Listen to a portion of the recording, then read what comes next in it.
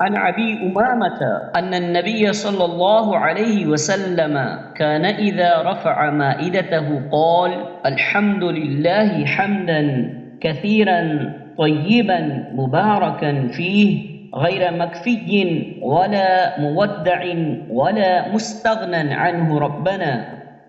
ابو امامہ رضی اللہ عنہ سے روایت ہے کہ نبی صلی اللہ علیہ وسلم جب آپ کے سامنے سے دسترخوان اٹھایا جاتا تو آپ یہ فرماتے الحمد للہ حمدا کثیرا طیبا مبارکا فیہ غیر مکفی ولا مودع ولا مستغنى عنہ ربنا۔